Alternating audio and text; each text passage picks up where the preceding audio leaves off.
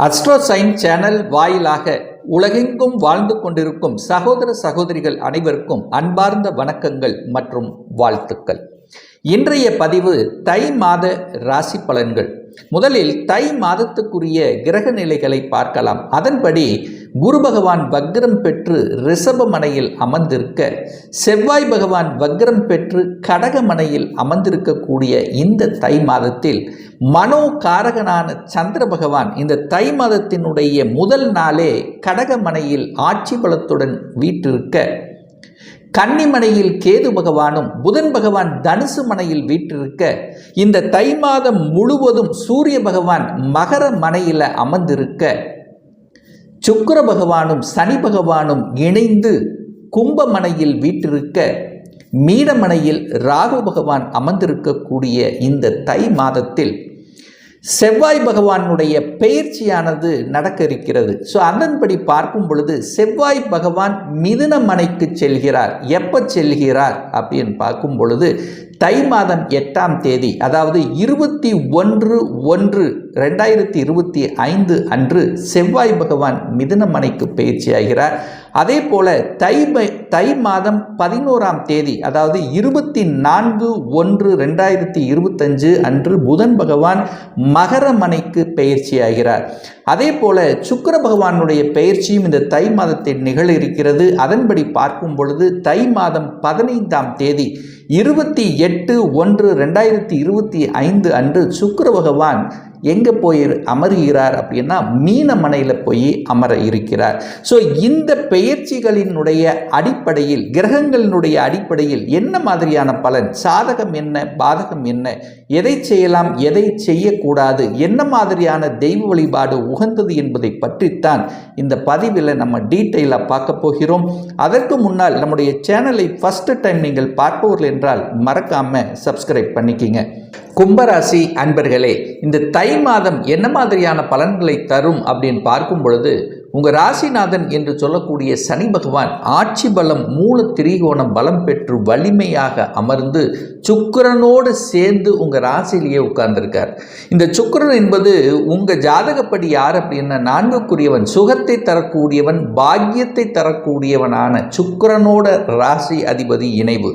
அப்போது ராசி அதிபதி பாக்யாதிபதியோட இணைந்து உங்கள் ராசி அதிபதி சுபத்துவமாக இருக்கக்கூடிய இந்த தை மாதத்தில் நல்ல பல எண்ணங்கள், மாற்றங்கள் கிடைக்கக்கூடிய அமைப்பு.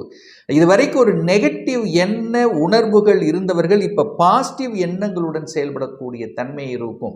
இதுவரைக்கும் கடந்த சில வருடங்களாகவே இந்த கும்பராசி என்பவர்களுக்கு மனம் சார்ந்த விஷயத்தில் சில தொந்தரவுகள், பிரச்சனைகள் இருந்து கொண்டுதான் இருந்தது. திருப்தியற்ற தன்மை, அதாவது எதை செய்தாலும் அதில் ஏதாவது ஒரு குறை காணக்கூடிய தன்மை, ஒரு தெளிவு இல்லாத தன்மை, மன கன்ஃபியூஷன் இருக்கு, ஒரு டார்கெட்டை நோக்கி செல்ல முடியாத தன்மை, சில தடைகள், 7.5 சனியில ஜென்ம சனியாக இருந்து கொண்டு மனதை பாதித்து கொண்டிருக்கின்ற இந்த கும்பராசி அன்பர்களுக்கு இந்த மாதம் பார்த்தீங்கன்னா சுக்கிரனோடு சேர்ந்து சனி சுபத்துவம், அப்போ பாசிட்டிவ் உணர்வுகளை கொடுக்கும்.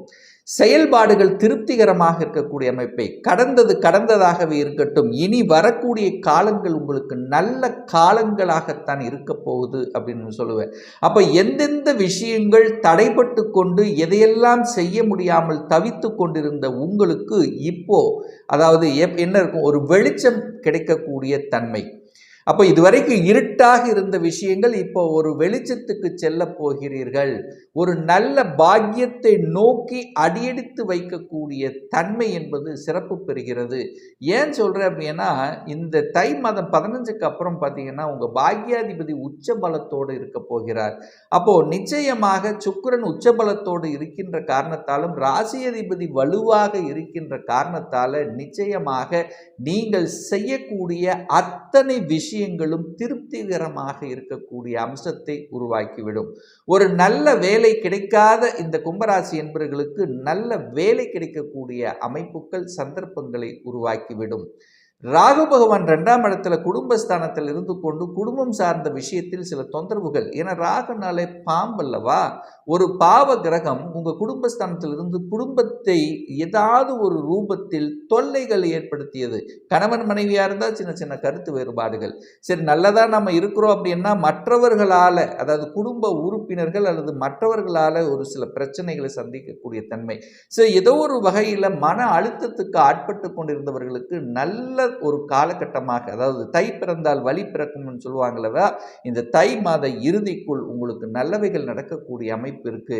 குடும்பத்தை அமைத்துக் கொள்ளக்கூடிய தன்மைகள், திருமணம் சார்ந்த விஷயத்தில் சின்ன சின்ன தடைகளை கொடுத்தாலும், 7ஆம் அதிபதி 12ஆம் இடத்துல போய் இருந்தாலும் தடைகளை கொடுத்தாலும் அந்த குடும்பாதிபதியாக இருக்கக்கூடிய குருவினுடைய பார்வையால் நிச்சயமாக நல்லது நடக்கும். அப்போ முற்பகுதியில் ஒரு தடையாக இருந்தால் பிற்பகுதி அது சரி செய்யப்படும் அப்படிங்கிறது தான் அமைப்பு.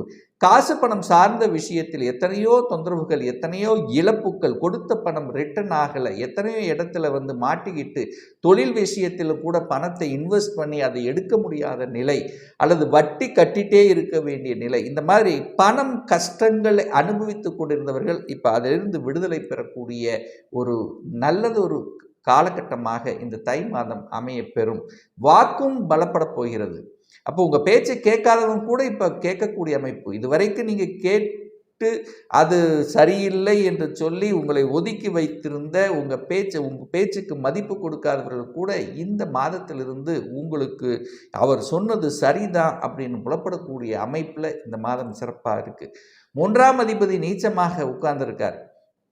முயற்சி இல்லை, முயற்சி பலப்படலை, அப்படியே தோற்று போய் இருக்கக்கூடிய ஒரு ஃபீலிங்ஸ் இருந்த உங்களுக்கு இப்போ எழுச்சி பெறக்கூடிய ஒரு காலகட்டமாக நிச்சயமாக அமையும். 4ஆம் இடத்தில் குரு பகவான் உட்கார்ந்துருக்கார். 2க்குரியவன் தனாதிபதி 4ஆம் இடத்தில் இருக்கிறனால சுகத்தை பெருக்கிக் கொள்ளக்கூடிய வாய்ப்புகள், அசையும் அசையா சொத்துக்கள் வாங்கக்கூடிய யோகங்கள், இதெல்லாம் நல்லா இருக்கு. தாயின் குணநலங்கள், அதாவது தாய் சார்ந்த விஷயத்தில் சில கருத்து வேறுபாடுகள், தாயோட பிரச்சனை, தாயை விட்டு பிரிந்திருந்தவர்கள் எல்லாம் ஒன்று சேர்வதற்கான ஒரு காலகட்டமாகவும், தாயினுடைய உடல்நலத்தில் இருந்து வந்த பிரச்சனைகள் சரி செய்யக்கூடிய அமைப்பு, தாயினுடைய சொத்துக்கள் சார்ந்த விஷயத்தில் நல்லவைகள் நடக்கக்கூடிய அமைப்புகள் என குரு பகவான் அந்த இடத்துல அமர்ந்து கொண்டு புனிதத்தை ஏற்படுத்த போகிறார். அப்போ ஒரு வீட்டில் செட்டில் ஆக முடியல, வீட்டை விட்டு வெளியில் இருந்தவர்கள் எல்லாம் இப்போ வீட்டை நோக்கி வரக்கூடிய வாய்ப்புகள், சந்தர்ப்பங்கள் உண்டு. அப்போ கட்டின வீட்டில் கூட குடியேற முடியாமல் இருந்தவர்கள் கூட இப்போ கட்டின வீட்டில் குடியேறக்கூடிய வாய்ப்புகள், சந்தர்ப்பங்களை ஏற்படுத்தும். 5ஆம் அதிபதி 11ஆம் இடத்தில் இருக்கார். ஒரு லாபஸ்தானத்தில் இருக்கிறது நல்லது. குழந்தைகளால் மன மகிழ்ச்சி உண்டாகக்கூடிய தன்மை. பூர்வ புண்ணிய ஸ்தானம் பலப்பட போகிறது. என புதன் 11ஆம் இடத்திலிருந்து தனது 7ஆம் பார்வையாக 5ஆம் இடத்தை பார்த்து வலுப்படுத்துகிறார். தன் வீட்டை தானே பார்த்து வலுப்படுத்தக்கூடிய அமைப்பு இருக்கின்ற காரணத்தாலும் அந்த புதன் பகவான் இந்த மாதத்தினுடைய பிற்பகுதி, அதாவது குறிப்பாக சொல்ல போனால் தை மாதம் 11ஆம் தேதி 12ஆம் இடமான விரயஸ்தானத்துக்கு வந்து அமர்ந்தாலும் குருவினுடைய பார்வையால் சுபத்துவம் ஆக இருக்கின்ற காரணத்தால் நிச்சயமாக தாய் மாமனார் வகையில் நல்லவைகள், இதுவரைக்கும் தாய் மாமன் சார்ந்த விஷயத்தில் பிரச்சனை இருந்தது கூட இப்போ தாய் மாமன் சார்ந்த விஷயத்தில் நல்லவைகள் நடக்கக்கூடிய அமைப்புகள், உங்களுடைய புத்திசாலித்தனம் மெருகிடக்கூடிய வாய்ப்புகள், சந்தர்ப்பங்கள், ஒரு நல்ல ஸ்ட்ராட்டஜி பிளான் வகுக்கக்கூடிய வாய்ப்புகள், சந்தர்ப்பங்கள், திட்டங்கள், செயல் திட்டங்கள் திருப்திகரமாக இருக்கக்கூடிய அமைப்பு. கடன் சார்ந்த விஷயத்தில் கடன் அழுத்தம், எங்கேயோ சிக்கிட்டு இருந்தீங்கள்ல, கடனை வாங்கிட்டு ஒரு தொழிலை ஆரம்பித்து அதில் மாட்டிக்கிட்டு முழிச்சிட்டு இருக்கிறது, அல்லது பணம் எங்காவது ஏதாவது இடத்துல கொடுத்து விட்டு அது வராமல் ரிட்டர்ன் ஆகாமல் வாங்கி இருக்கிறது, அல்லது ஒரு பூமி வாங்கி இடம் வாங்கி அங்கே ஒரு பிரச்சனையாகி டாக்குமெண்ட் சார்ந்த விஷயத்தில் தொந்தரவு பிரச்சனைகளோடு இருக்கின்றவர்களுக்கெல்லாம் இப்போ இந்த தை மாதத்துக்கு அப்புறம் அதிலிருந்து வெளிவரக்கூடிய வாய்ப்புகள், சந்தர்ப்பங்கள் உண்டு. திருமணம் சார்ந்த சுப காரியங்கள் நடக்கக்கூடிய சந்தர்ப்பங்கள், சின்ன சின்ன தடைகளை கொடுத்து அதுக்கப்புறம் நடந்து வரும். ஏன்னா 2 வருடமாகவே திருமணத்தில் பிரச்சனை, திருமணம் சார்ந்த விஷயத்தில் நல்ல திருமணம் ஆகியிருந்தாலும் சின்ன சின்ன கருத்து வேறுபாடுகள். அப்போது அந்த கணவன் மனைவி, கூட்டாளிகள், கூட்டு தொழில், தான் மீட் பண்ணக்கூடிய நல்ல நண்பர்கள் அமையல, ஏதாவது இந்த மாதிரியான தொடர்புகள் சார்ந்த விஷயத்திலும் நண்பர்கள் சார்ந்த விஷயத்திலும் பிரச்சனையாக இருந்தவர்கள் இப்போ நல்ல நண்பர்கள் உங்களுக்கு கிடைக்க பெறுவார்கள் அப்படின்னு நம்ம ஸ்ட்ராங்காக சொல்லலாம். 8ஆம் இடத்தில் கேது இருந்தார். கேது தான் இருக்கிற கிரகத்திலேயே வலிமை வாய்ந்த கிரகம் கேது தான். கேது 8ல் இருக்கும்போது ஏதாவது ஒரு உபத்திரம். என்ன உபத்திரம்? கண்ணுக்கு தெரியாத சில விஷயங்கள், அதாவது உடலில் எதையாவது ஒன்று பண்ணிட்டு இருக்கு, ஏதாவது பெரிய பாதிப்பை ஏற்படுத்தி விடுமோ என்கின்ற ஐயப்பாடுடன் இருந்து கொண்டிருக்கக்கூடிய கும்பராசி என்பர்கள் அங்கே போய் செக் பண்ணிங்கன்னா பெருசாக ஒன்றுமே இருக்காது. பட் அந்த ஒரு பயத்தை கிரியேட் பண்ணியிருக்கும் அல்லவா, இப்போ அந்த பயத்தை விட்டு வெளியேறக்கூடிய தன்மை, மனம் நன்றாக இருக்கக்கூடிய தன்மை, நான் நல்லா இருக்க போறேன் என்கின்ற அமைப்புக்கு ஏற்ப இந்த மாதம் உள்ளுணர்வு சக்தி நல்லா வேலை செய்யும். அப்போது உள்ளுணர்வுடன் சேரக்கூடிய, அதாவது மறைந்திருந்த சில விஷயங்கள் இப்போ வெளிப்படுத்தக்கூடிய அமைப்பு. என்ன மறைந்திருந்த விஷயங்கள்? வேலையில் விஷயத்தில் தொந்தரவு, எதிர்ப்பாளர்கள், அதாவது கூட இருந்தே குழிப்பறிப்பாங்கன்னு, கூட இருந்துக்கிட்டே உங்களுக்கு நிறைய வேலை செஞ்சுருப்பாங்க, அவங்கள யாரு என்று இனம் கண்டு கொள்ளக்கூடிய ஒரு காலகட்டம் இந்த தை மாதமாக இருக்கும். ஸோ அதற்கு தகுந்த மாதிரி செயல் திட்டம் தீட்டி வெற்றி பெறக்கூடிய வாய்ப்புகள். அரசாங்க வேலை கிடைக்கவே இல்லை என்று கடந்த 2 வருடங்களாகவே எழுதி பார்த்து சின்ன சின்ன கேப்பில், அதாவது 0.25 இந்த மாதிரி சின்ன விஷயத்தில் சின்ன மார்க் வித்தியாசத்தில் தோத்தவர்கள் இப்போது நிச்சயமாக இந்த தை மாதத்துக்கு அப்புறம் நீங்கள் நிச்சயமாக அரசு வேலைக்கு செல்லக்கூடிய வாய்ப்புகளை உருவாக்கும். மனம் தளர வேண்டாம் அப்படிங்கிறதா இந்த இடத்துல நான் சொல்கிறேன். பாக்யாதிபதி இந்த மாதம் ராசியிலையும் அதுக்கப்புறம் தனஸ்தானத்தில் இருக்கிறதுனால தனம் நன்றாகவே இருக்க போகிறது. பாக்கியங்கள் கிட்டக்கூடிய அமைப்பு. குழந்தை சார்ந்த விஷயத்தில் பிரச்சனை, செலவு வைத்து கொண்டிருந்தவர்கள் எல்லாம், அல்லது குழந்தை பிறப்புக்காக ட்ரீட்மெண்ட்டுக்காக செலவானதுக்கெல்லாம் இப்போ சக்ஸஸ் கொடுக்கக்கூடிய அமைப்புக்கு இந்த மாதம் நன்றாக இருக்க போகிறது.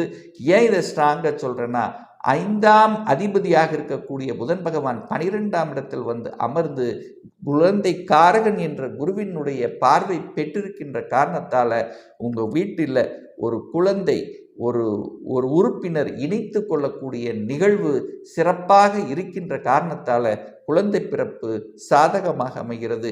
வேலை, தொழில், வியாபாரம் சார்ந்த விஷயத்தில் இப்போ ஏறுமுகத்தை போக்கி, அதாவது இதுவரைக்கு ஒரே மந்தமாக இருந்த விஷயங்கள் இப்போ அடுத்த பரிணாமத்துக்கு செல்லக்கூடிய வாய்ப்புகள், சந்தர்ப்பங்களை நிச்சயமாக உருவாக்கும். அதில் மாற்று கருத்து என்பது இல்லை. வேலையில் எத்தனையோ வேலை மாறியிருப்பீங்க. கடந்த 2 வருடங்கள் பார்த்தீங்கன்னா வேலை திருப்தி இல்லை, வேலை செட்டில் ஆகலை, படித்த படிப்புக்கு உண்டான வேலை இல்லை, வேலையில் சரியான ரெகனைசேஷன் இல்லை, எனக்கு ப்ரமோஷன் கிடைக்கல, இப்படி அழுது புலம்பிக் கொண்டிருக்கக்கூடிய இந்த கும்பராசி என்பவர்களுக்கு விடிவு காலம் கிடைக்கக்கூடிய ஒரு காலகட்டமாக, ஒரு நல்ல மாதமாக நிச்சயமாக அமையும். ஒரு நல்ல தெய்வ வழிபாடு அப்படின்னு எடுத்துக்கொண்டால், இந்த தை மாதம் 22 பிப்ரவரி 4ஆம் தேதி அன்று செவ்வாய்க்கிழமை என்று சூரிய பகவானுடைய ஜெயந்தி வர இருக்கிறது. ஸோ அன்றைய தினம் சூரிய பகவானை சென்று வழிபடுவது, அதாவது நவ கிரகத்தில் இருக்கக்கூடிய சூரிய பகவான், உங்கள் ஊருக்கு அருகில் இருக்கக்கூடிய சிவாலயத்தில் இருக்கக்கூடிய, அதாவது சூரிய பகவான் அல்லது கும்பகோணம் அருகில் இருக்கக்கூடிய சூரியனார் கோயிலுக்கு சென்று வருமையானால் நிச்சயமாக நல்ல பலன். யாருக்கு நல்ல பலன் கிடைக்கும்? யாருக்கெல்லாம் இந்த கும்பராசி என்பவர்களுக்கு சூரிய திசை, சூரிய புத்தி நடந்து கொண்டிருக்கிறதோ, அல்லது ஒரு நல்ல உயர் பதவிக்கு செல்ல முடியல, ஒரு ப்ரமோஷன் கிடைக்க இல்லையே அப்படின்னு இருக்கின்றவர்கள், தன்னம்பிக்கை இல்லாமல் சோர்ந்து கிடப்பவர்கள், தந்தையின் மூலமாக, தந்தை வர்க்கம் மூலமாக பிரச்சனையோடு இருக்கின்றவர்கள் அத்தனை பேரும் அன்றைய தினம் வழிபடும் போது நல்லது நடக்குங்கிறதுல எந்தவித மாற்று கருத்தும் கிடையாது. இப்போ நான் சொன்னது கோச்சார ரீதியான இந்த தை மாதத்துக்குரிய ஒரு பொதுவான பலன்கள். இந்த ராசி நட்சத்திரத்தில் பார்த்தீங்கன்னா பல கோடிக்கணக்கான பேர் இருப்பீங்க. எல்லாருக்கும் ஒரே மாதிரி பலன்னா நிச்சயமாக இல்லை. ஒவ்வொருத்தரும் டிஃபரெண்ட். ஒவ்வொருத்தருடைய ஜாதக அமைப்புகளும் தசாபுத்தியும் மாறுபடும். அதற்கு தகுந்த மாதிரி பலன்களும் வேறுபடும். ஒரு துல்லிய பலன் வேணும் அப்படின்னா உங்கள் ஜாதகத்தில் கிரகங்கள் எப்படி இருக்குது, என்ன ஆதிபத்தியம் பெற்றிருக்கு, எந்த டிகிரியில் இருக்கா, கோச்சாரம் எப்படி இருக்குது, நடப்பு தசா புத்தி அந்தரம் சூட்சமம் வாயிலாக நீங்கள் கேட்கக்கூடிய எந்த கேள்வியாக இருந்தாலும் இந்த 2025 சொந்த தொழில் செய்வதற்கான விதி கொடுப்பினை நம்முடைய ஜாதகத்தில் இருக்கா, அப்படி இருக்கக்கூடிய பட்சத்தில் எப்போ நம்ம சொந்த தொழிலை ஆரம்பிக்கலாம், என்ன கோர்ஸ் எடுத்து படித்தால் நமக்கு வெற்றி கிடைக்கும், எப்போ நமக்கு ப்ரமோஷன் கிடைக்கும், இதுவரைக்கும் திருமணம் அமையவில்லை, எப்போதான் நமக்கு திருமணம் நடக்கும், எப்போ நமக்கு வீடு கட்ட கட்டக்கூடிய யோகம் இருக்கிறது, எப்போ நமக்கு குழந்தை பாக்கியம் கிடைக்கும், இது போன்ற கேள்விகளுக்கு துல்லியமான பதிலை நம்மால் கூற முடியும். ஒரு பர்சனல் கன்சல்டேஷன் எடுத்துக்கணும், அதாவது சுய ஜாதகம் பார்க்கணும் என்று விருப்பமுடைய அன்பர்கள் டிஸ்பிளே தெரியக்கூடிய நம்பருக்கு வாட்ஸ்அப் மூலியமாகவோ ஃபோன் கால் மூலியமாகவோ தொடர்பு கொண்டு அப்பாயின்மெண்ட் பெற்றுக்கொண்டு கன்சல்டேஷன் எடுத்துக்கலாம். நிச்சயமாக இந்த பதிவு ஏதாவது ஒரு ரூபத்தில் உங்களுக்கு யூஸ்ஃபுல்லாக இருக்குங்கிறதுல எந்தவித மாற்று கருத்தும் கிடையாது. நம்முடைய சேனலை நீங்கள் ஃபர்ஸ்ட் டைம் பார்ப்பவர்கள் என்றால் மறக்காம சப்ஸ்கிரைப் பண்ணிக்கிங்க. பக்கத்தில் இருக்கக்கூடிய ஆல் பட்டன் நோட்டிஃபிகேஷனை கிளிக் பண்ணும்போது நான் போடக்கூடிய அடுத்தடுத்த பதிவுகள் உங்களுடைய நோட்டிஃபிகேஷனில் வந்து சேரும். இந்த ராசி நட்சத்திர நேயர்கள் அனைவரும் வாழ்க வளர்க வளம் பெறுக என்று எனது வாழ்த்தினை தெரிவித்துக் கொண்டு விடைபெறுகிறேன். நன்றி, வணக்கம், வாழ்த்துக்கள்.